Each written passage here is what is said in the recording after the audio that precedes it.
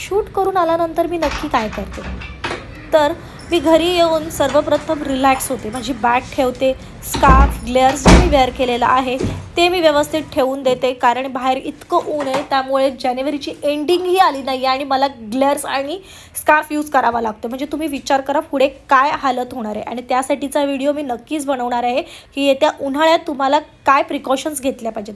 पाणी पिऊन झाल्यानंतर मी रिलॅक्स होते, स्वामींना थँक्यू बोलते की आजचा दिवस माझा सत्कारणी लावलात.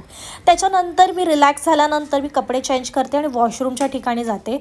छान माझा एक फेवरेट फेसवॉश आहे डॉट अँड कीचा सी विटॅमिनचा एक फेसवॉश आहे, तो मी यूज करून मस्त फेस प्रॉपर वॉश करून घेते.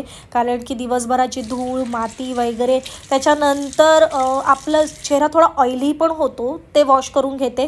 त्याच्यानंतर मी तो ड्राय केल्यानंतर डॉट अँड कीचंच मी विटॅमिन सीचं मॉइश्चरायझर यूज करते आणि छान एक लाईट मसाज करते, जेणेकरून मला खूप चांगलं पॅम्पर करते स्किनला आणि मलाही थोडं रिलॅक्स वाटतं.